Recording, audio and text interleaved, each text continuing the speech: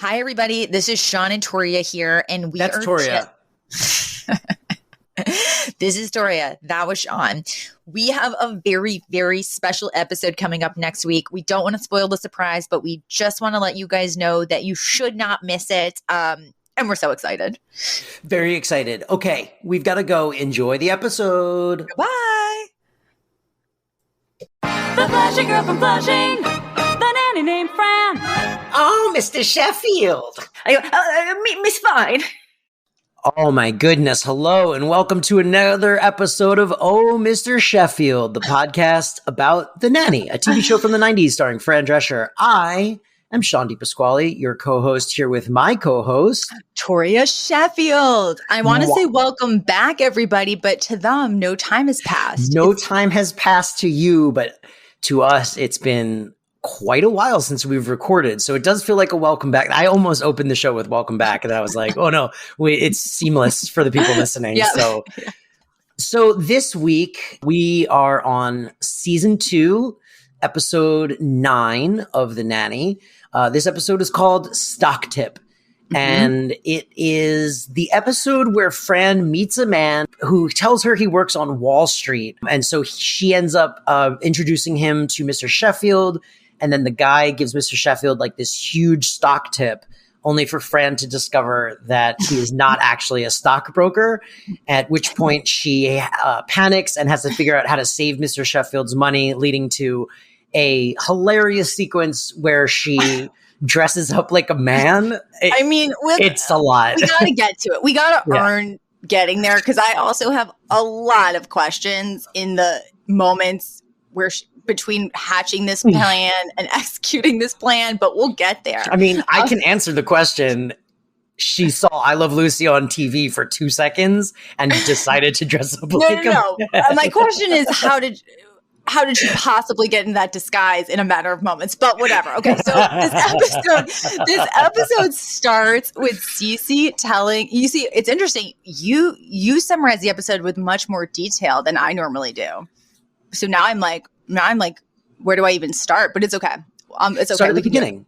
So we'll start at the very beginning. So the episode starts with Cece telling Mr. Sheffield that they should use some of their company's profits to invest in a place on Martha's Vineyard.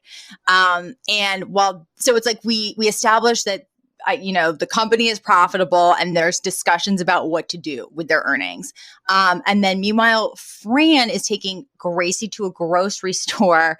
It's a fancy Park Avenue grocery store specifically to pick up men. Like, that is her strategy, which actually I think is something that people do. Like, I think I've heard of people like going to like Air One or whatever to meet people, which is a very, very fancy LA grocery store. I mean, I have also heard that. I don't know if people do it in real life, but it's definitely a trope of like, go to the fancy part of town to meet a fancy rich man.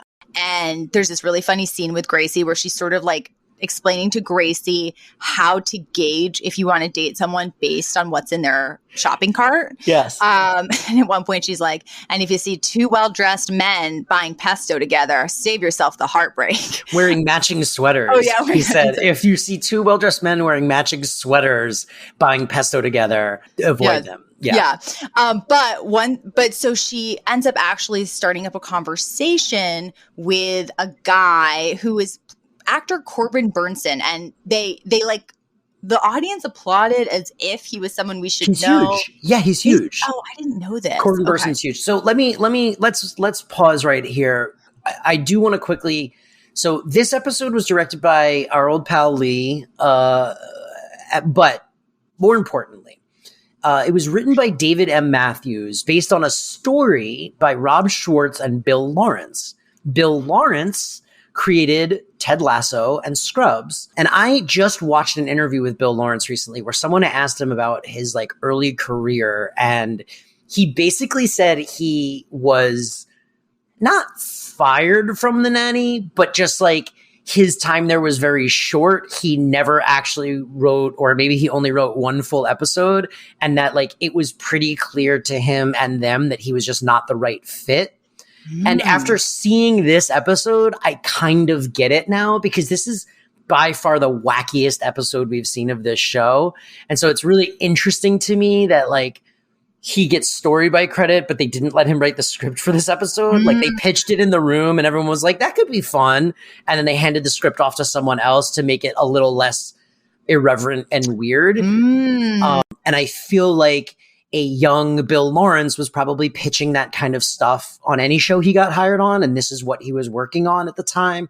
And I can see it not being the bad. I feel like now he could probably write a show like this. It's much more grounded. I mean, Ted Lasso is much more grounded than Scrubs is. But yeah, I think like the premise of this episode just screams like, wow, who came up with this? And then the other note is Corbin Burnson. So Corbin Burnson is a huge deal circa 1994 when the show came out. He was on The Young and the Restless, which was a huge soap opera at the time. But more importantly, he was like the main on LA Law, the original LA Law, like the big one that started like 100 spinoffs since. And he was on it for all 8 seasons. So like he was like a big deal. And then also at this time, he had starred in Major League with Charlie Sheen, which was a huge baseball movie at the time. It was Charlie Sheen, Corbin Burnson, and Wesley Snipes were like the 3 top billed people in that movie. And I mean, that movie spawned 3 sequels. So like, circa November 7th, 1994, when this episode came out, like getting Corbin Burnson on your show was like a huge deal. I also think that's why, I know that's why there's a joke when she first meets him. And he's like, what, you don't think I could be a lawyer? And she goes, not a New York lawyer. Maybe you could pass as a lawyer in LA. And there's like a big laugh from the audience. That's literally just a reference to like, he's the LA law guy. So yeah, it was a huge show and people were like, ha ha ha, you could be a lawyer in LA. That's hilarious. Yeah. I mean, it's interesting. Usually I feel like our, pop culture awareness overlaps even for older things that predate both of us. But this is a huge blind spot for me. I did not recognize him. I went to his IMDb and was like, I really haven't seen, or I don't even know much about a lot of this. Yeah. Interesting. I think maybe it's because my parents must not have watched LA Law. And because to be fair, they were watching like Briscoe County Jr. So, which brings us back to, she's in the grocery store with Maggie. She gets distracted by meeting Glenn, who is Corbin Burnson's character, who says he works on Wall Street. He's very specific about I work on Wall Street, not I work as a stockbroker. We're also establishing that while Fran is super distracted flirting with Glenn, she's paying no attention to what Gracie is putting in the cart. So she's basically like, yeah, Gracie, yeah, hon, put in whatever you want. So the cart keeps getting piled higher and higher with very sugary cereals, which is just will be a gag that goes throughout the episode. Yeah, it's a recurring gag that they get. I feel like they get a lot of real estate out of it. Although to me, the funniest payoff to this gag is, I think it's like the next scene, they're all having breakfast and Niles serves them Pop-Tarts on like a very fancy, I'm not sure what it would be used for because I don't live that fancy life, but it's like this open sort of like rack that clearly isn't meant to hold Pop-Tarts, but it just has like 6 different types of Pop-Tarts laid out on it. Yes. He's like, another Pop-Tart, sir. Yeah. And also this episode weirdly establishes that Mr. Sheffield has never had and doesn't know what Lucky Charms are because he says, I could go for more of these leprechaun things, which is very strange to me that he's never tasted or even heard of Lucky Charms. But if he moved to the States with a staff who cooks for him, why would he? The staff wouldn't supply him with that. He doesn't go grocery shopping himself. Do they not have Lucky Charms in the UK? I mean, they didn't back then. One of the first things I remember, because the first trip that I was cognizant of to like remember things when I went back to England to visit family, I think I was in first grade.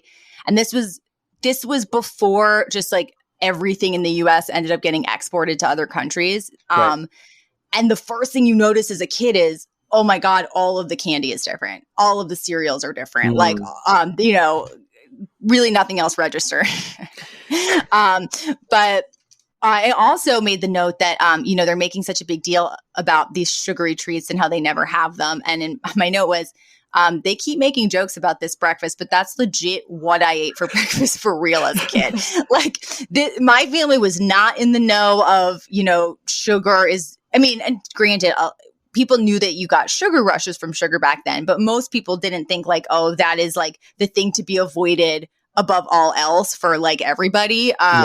And so, we were eating. That's funny. I had the opposite upbringing. We were never, I shouldn't say wait. I was never allowed to have sugar cereal growing up. And then, I was first child, and then my sister was born. We were about 8 years apart. And I vividly remember opening the cabinet one day, and there's like Lucky Charms and all these cereals.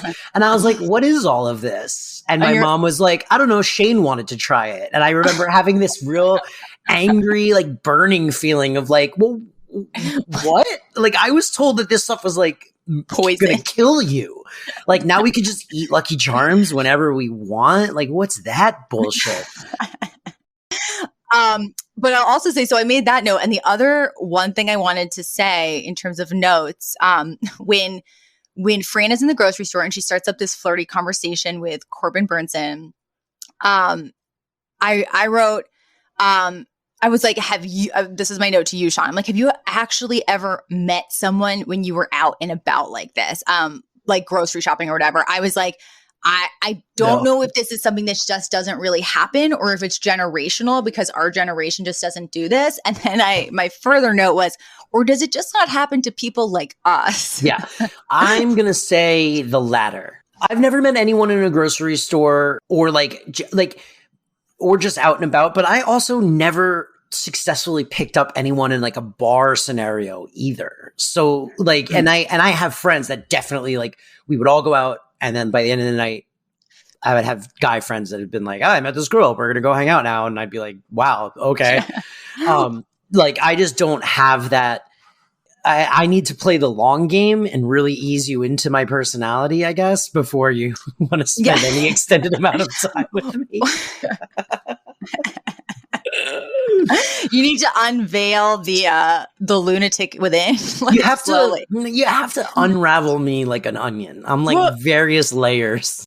But okay, so they're at breakfast. Nels is serving them Pop-Tarts, and Fran announces that, even though everyone had actually kind of teased her before going to the grocery store, she actually met someone, and he is taking her to the Hamptons that day for a lobster lunch. At which point Glenn arrives, and this is where we have to set up that there's this, because this kind of links the two scenes. Brighton is looking at a box of Rice Krispies and decides that he looks like one of the elves. He looks like Snap or Crackle. And he gets like beside himself about this and like wants to go shopping. And that is what leads to them being on the street later. So like, just remember that like Brighton asks Fran to take him shopping later so that he can get better clothing. Cooler clothes. Yes. And so then Glenn arrives, and this is where I wasn't really sure, like, where they were going with this at first, because he comes in and Fran's like, oh, this is my boss, Mr. Sheffield. And Glenn's like, wait, Maxwell Sheffield, the Broadway producer? Like, I saw your last show 6 times. I thought it was brilliant. And Mr. Sheffield's like, obviously, like very flattered. And then Glenn like looks around and he's like, oh my God, I forget which artist it was, but he sees a sculpture and he's like, is that an original? Yeah. And Mr. Sheffield's like, yes, it is. I actually have its like sister piece upstairs. Would you like to see it? And Glenn's like, oh my gosh, yes, of course. And they like excitedly like jaunt up the stairs, like almost arm in arm. And I was like, is this guy, maybe he's gay? Like what's that? Like, I didn't know where they were going to take this yet. And Fran is sort of like, she's happy that they're getting along, but she's also like definitely feeling like, wait, they're clicking better than I'm clicking with Glenn, like not loving it.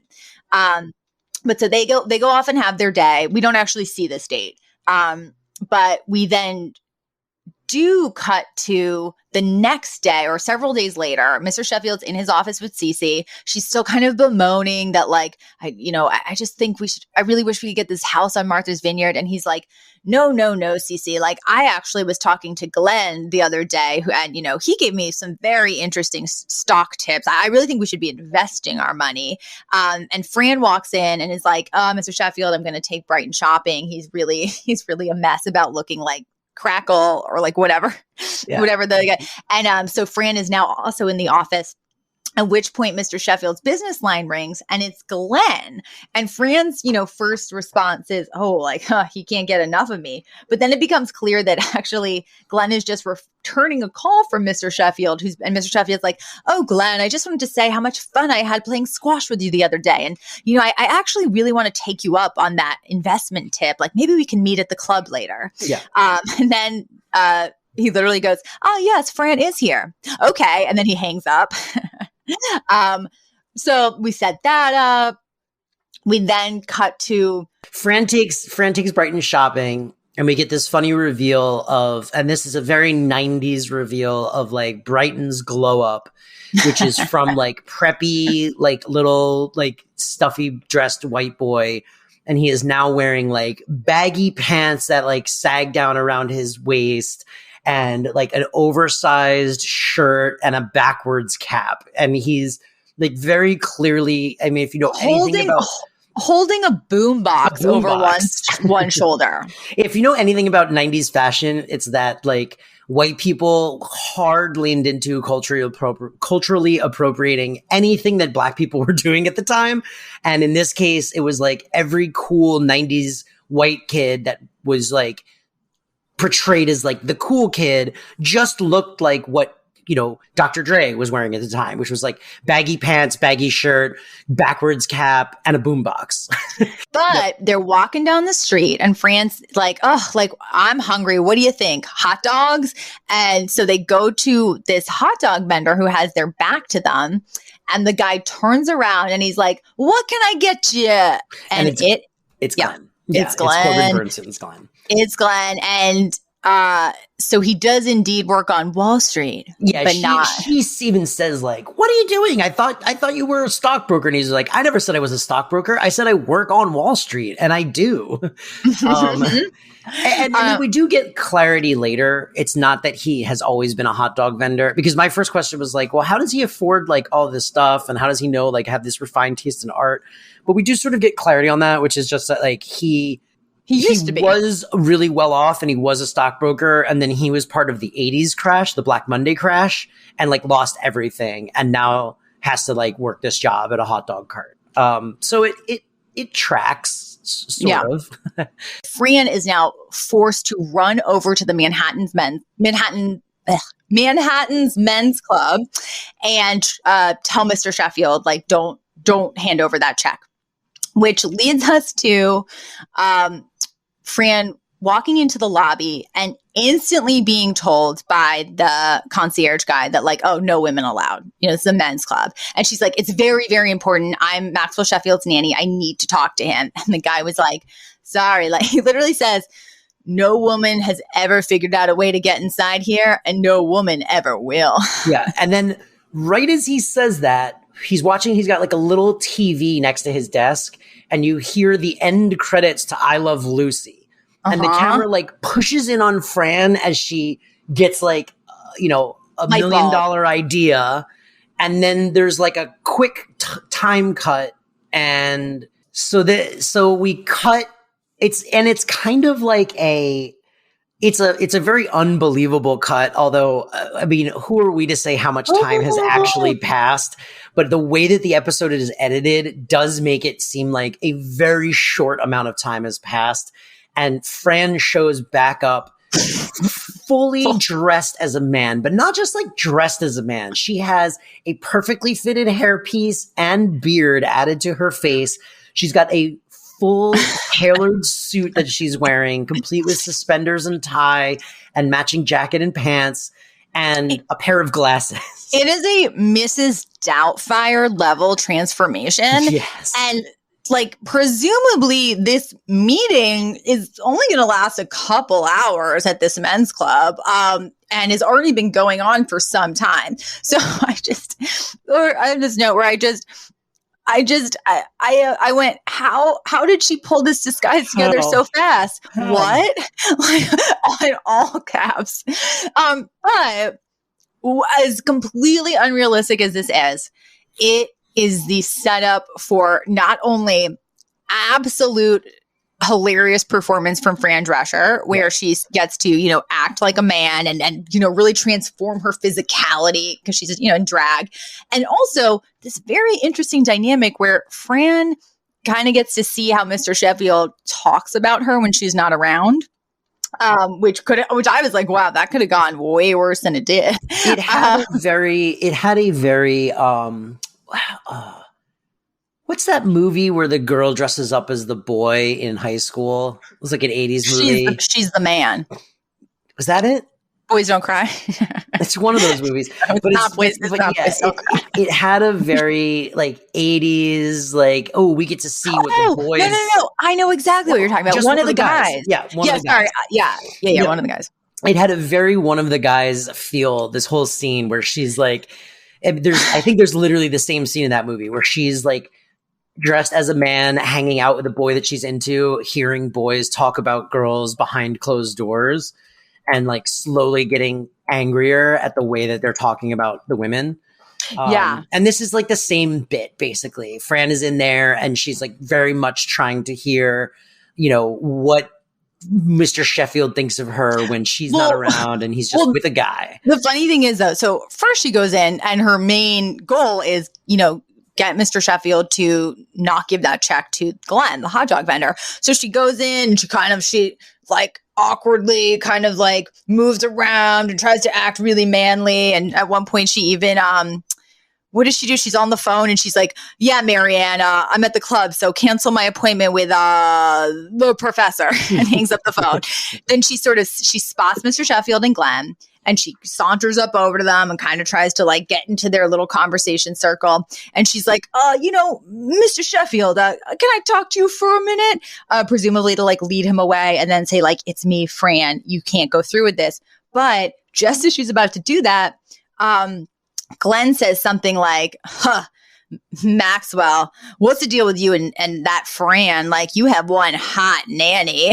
And Fran instantly is like, oh, it can wait. This like huge important thing she went there to do. She's like, well, what is the deal with you and Fran? And that's when Mr. Sheffield, he's about to say something when Fran gets interrupted by a cocktail waitress. And Fran literally like pushes the tray and the waitress out of the way. Because she so wanted to hear what Mr. Sheffield was about to say, but she misses whatever he said. And instead he just goes, but, I do have her wrapped around my finger. I just say, oh, but the children, they're so much more comfortable with you. You should really handle this. And he kind of laughs, which gives her a lot of insight into how he tries to manipulate her doesn't that also feel a little bit like he's just putting on airs to be like more manly in front of the men? Because we know from watching the show, he doesn't really talk about her or to her that way. Yeah. So it does seem like he's just trying to like man it up and be like, I got this lady wrapped around my finger. In his very gentlemanly way, like that whole conversation could have been like so dicey and so crass. And he could have, if, tried to talk himself up in a very different way. He's still like, even in his most like, I'm being bad way, is still like very well behaved. Yes, and proper. Yes. In fact, earlier in the episode, when she tells him that Brighton wants cooler clothes, he says something like, "Oh, it's just a phase, Miss Fine. I also went through it." And he admits to once wearing, I forget what it's called, but it's basically that vest that you wear under a tux that really can be worn backwards or forwards. And he admits to once wearing it backwards as an act of rebellion, and then proudly says, "And no one even knew." So he's that kind of guy. But so Fran is in this men's club dressed as a man, and she is talking to Mr. Sheffield and Glenn. And after this little exchange of, Mr. Sheffield saying, "Oh yeah, she's wrapped around my finger," that's when he pulls out the check and is literally about to hand it to Glenn. And at first, Fran tries to stop this from happening by like saying, she's like, fellas, there's no business on club grounds, right? And tries to like go about it a non-physical way, but that doesn't work.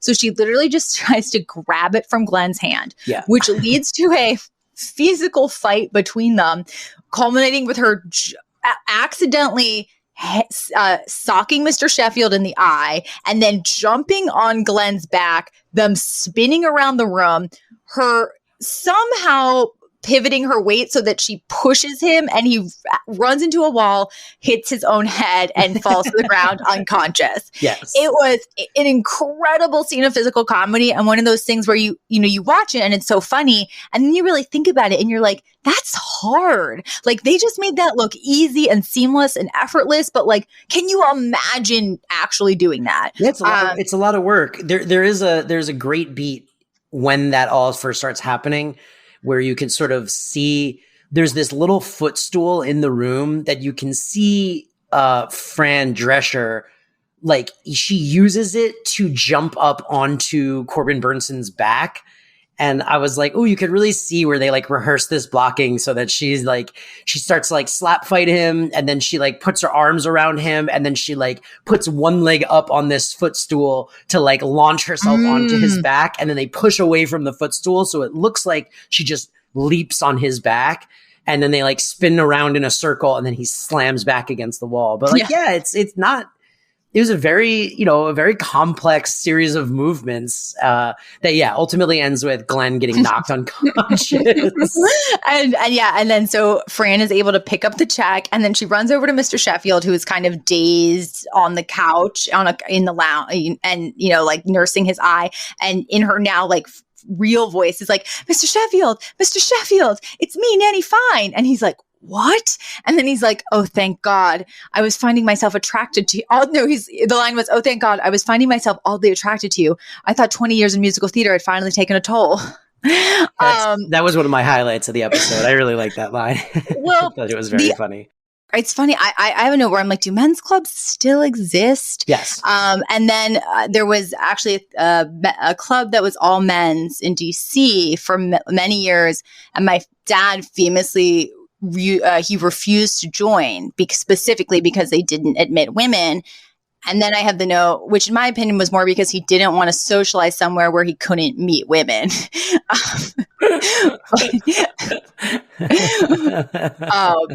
But he always said the reason he did finally consider joining was because they removed that rule. But that's what I truly suspect, to be honest. Yeah, I mean, I don't think you're wrong. But so she leads Mr. Sheffield away, and this whole back to the episode, it ends with, Mr. Sheffield's in the kitchen with literally a steak on his black eye. Fran is magically perfectly dressed as a woman again. No remnants of this incredibly elaborate disguise, which definitely included a lot of like skin glue, makeup, contouring. But anyway, so, she's sort of helping him nurse his black eye. And then, she then makes some subtle reference to how the things that he said about her and how he can manipulate her. And then she's like, I do things to manipulate you too, And he's like, really? Like what? And then she kind of thinks about it and she goes, oh, I'm just kidding. I mean, I'm just a nanny and you're a big time Broadway producer. I could never manipulate you. And he's like, yes, quite right. And then he leans back in his chair satisfied. She leaves the room and goes, number 17 still works. And that's the end of the episode. Yeah. And it was a very silly, outlandish episode. Of course, not grounded in reality at all. But again, such a, I don't think she was nominated for an Emmy for this particular episode, but I think she easily could have been. She was so fantastic. It was silly, but it was genuinely a very fun episode of sitcom television. And I mean, all credit to, I Love Lucy for sort of establishing this zany brand of sitcom worlds that this show, clearly has like a fondness for and often, copies or homages. But it works. I mean, it works. There's a reason that these types of plot lines are like time tested,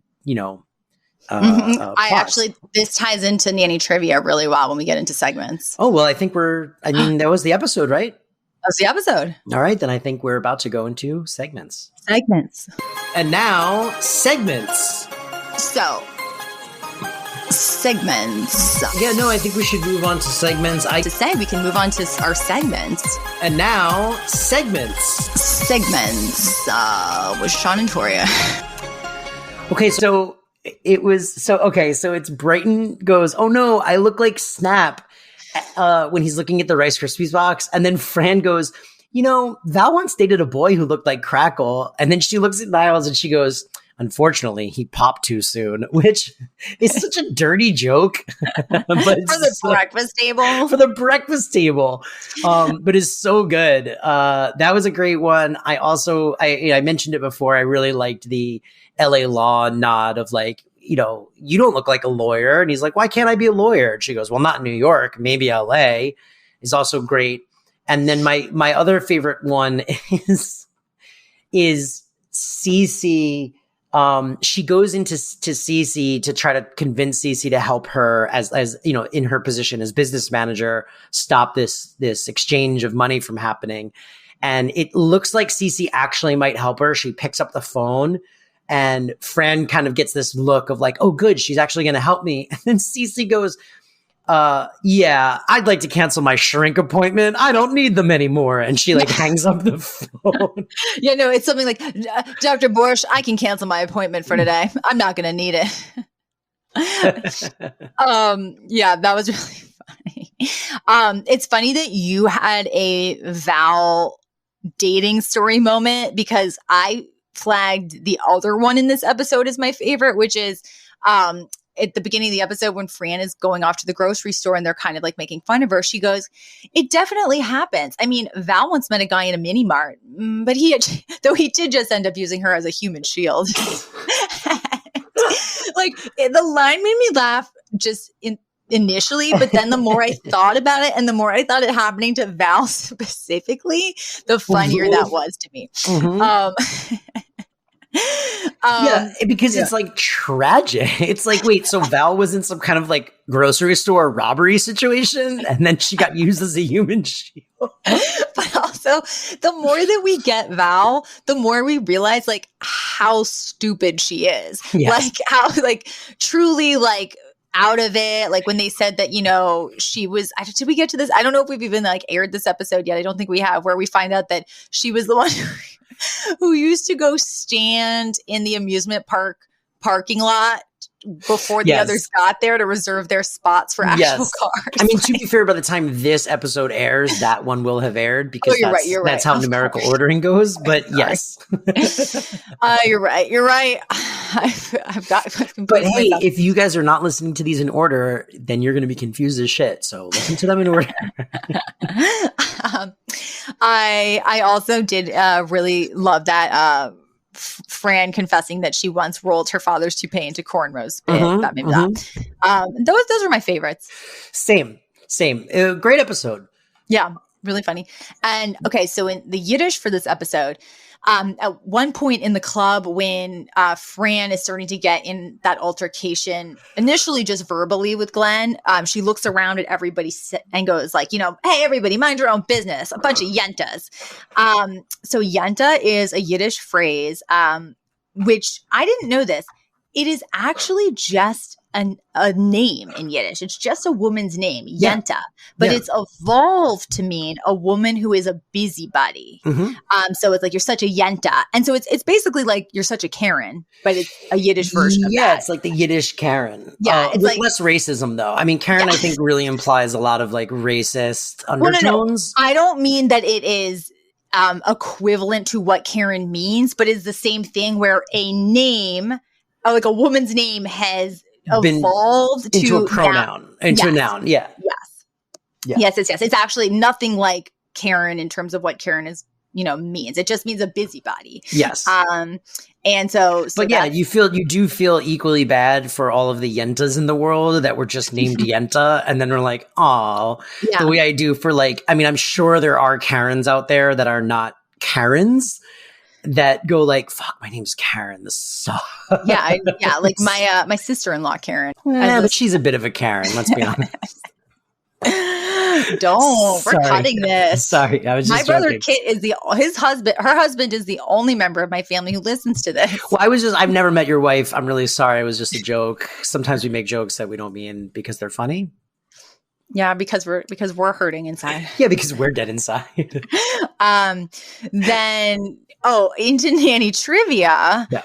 Okay, so you were saying how this episode clearly took a lot of inspiration from Lucy and the spirit of I Love Lucy. So I spent a long time looking for an exact episode where Lucy tried to break into a men's only space, which I feel like did happen. I just don't remember the episode, but the closest thing I could find was quote, Lucy wore a fake beard for an entire episode to teach Ricky a lesson that she doesn't like his new mustache. Which is so genius and so epic and the thing is, and what's wonderful about I think funny. It's so funny and but there's something about I think a true comedian or comic who is a woman, which is having no vanity, and that can be really, really, I think, challenging and hard for women in our culture because even if you are a funny person, not being attractive, to be attractive and to be pretty is so prized for women that to have this sort of inner confidence to just throw it out the window and look ugly for comedy, I love. And then also I found out that super fans of Lucille Ball call themselves ballers. That's amazing. It's amazing. That is amazing. Mm-hmm. Wow. I love that. Man, maybe we should do an I Love Lucy podcast next. Oh my God. And it would be called I Love Lucy. Yeah, I love Lucy. We love Lucy is what we it love should be Lucy. called. We love Lucy. We love Lucy. Yeah. Oh my we love God. Lucy. We would have so much fun. And we would have fun, but is there any audience for that? We're already tapping into the nostalgia of 20 years ago. Now we're talking about tapping into nostalgia of 60 The problem years. is the audience are boomers who don't really know how to listen to podcasts. So. Yeah, my mom would be prime audience for that, and she would never know how to listen to this episode. Oh yeah. Yeah. We would have a delivery problem. Yeah. I'm just, by the way, that's also another joke that I made that it was just for the jokes. My mom does listen to this podcast and does know how to download podcasts. Sorry, Mom. Okay, we're sorry. We're sorry, everyone. We're sorry. I mean, I'm not cutting the joke. I'll just leave in the apology to my mother. Yeah, that's natural. Me too. So in terms of the Fran or the Cece, this is a question to you. Would you not help someone just out of spite like Cece did? I personally, I know I would help. I am a sucker. And it also goes back to me having no business or killer instinct. Mm-hmm, even if someone's been pretty shitty to me and then they come to me in a bad place, even if they don't deserve it, I will help. I think it really depends on my the relationship that Fran and Cece have at the end of the day is not that antagonistic. Cece's not evil to Fran. Or mean to Fran. They jab at each other, So I do feel if that was a relationship I had with someone and they were actually in trouble, I would probably help. Because at the end of the day, I don't think Cece hates Fran. I think she does like her as a human being. She's just intimidated by her and, a little jealous of her relationship with Mr. Sheffield. So if that was the type of relationship I had, a mildly antagonistic relationship and someone was genuinely in trouble, I would probably help. Also, my boss's well-being would supersede my dislike for someone. But if it was someone who was actually cruel to me, genuinely mean to me, I would probably be why would I help you? You're mean to me, I'm worried. So I'm a sucker. I don't know. You're a I'm a sucker. sucker. You would help them, Yeah. even if someone would like shit in your face, and then was like, "Oh no, I need help." You'd be like, "Let me wipe this shit off my face and come help you." Okay. Yeah, and basically I would and I have. But Wow. and so one thing I did want to say though, unrelated to any of that, it's not really a segment, but it's something that I wanted to bring up because we always end these episodes with like, please like, subscribe, rate, review. And I just wanted to call attention to, I really hadn't looked at any of our reviews. And I finally did. And they've been so overwhelmingly positive, which is really wonderful. But there is one review where it's 1 star. It's the only 1-star review. And it's from Young JT. And it says, this is what's weird about it. The title is perfect. So you're like, oh, that seems positive. But then it says, I love The Nanny. I've seen it like more than a dozen times. Growing up, my mother and I used to watch it on Lifetime. I don't think this podcast does the show justice.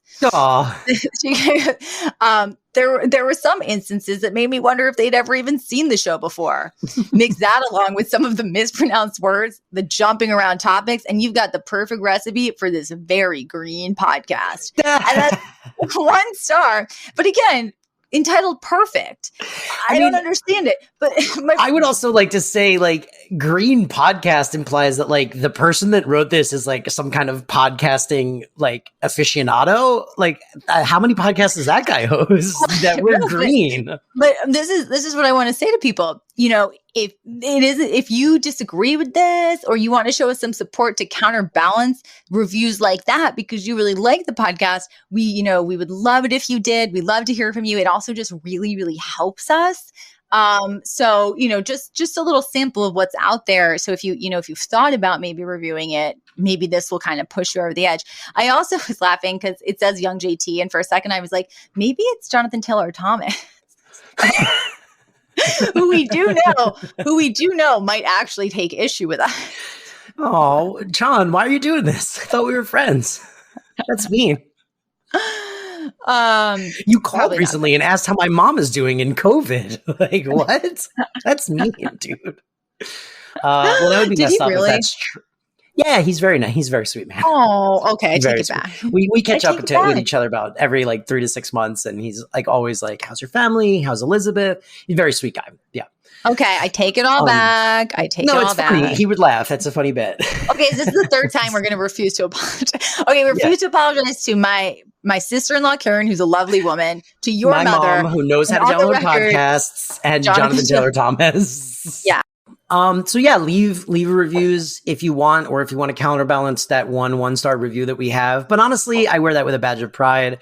Also, if you want to support the show in other ways, or if you want to leave us a bad review in a more personal way, where can people find us online, Toria? At Mr. Sheffield. What is it? Oh God. Mr. Chef. Mr. Chef Pod. Mr. Chef Pod. And it's 2 Fs. Yes. And then if people want to find you personally, how can they do that? I'll say my Instagram account, but I realize I don't really accept anybody anyway. So I would just direct them to the pod. Okay. Yeah, that's why I don't do my Instagram account. You can follow me on Twitter, though, where I'm constantly ranting and raving about any number of things. That's at Shawn Writes, SHAWN Writes, like writes with a pen. And I'll say this, it's not a slight to anybody who might reach out to me on my personal one. I just don't keep track of it. So it's just not the best place to find me. Stay tuned for the next episode of this show, which is the all apology episode, where we issue blanket apologies for everything we've said thus far. All right. Thank you guys for listening. We love it. We love that you're listening with us. Thank you. Bye. The Flashing Girl from Flushing, the nanny named Fran. Oh, Mr. Sheffield. Miss Fine.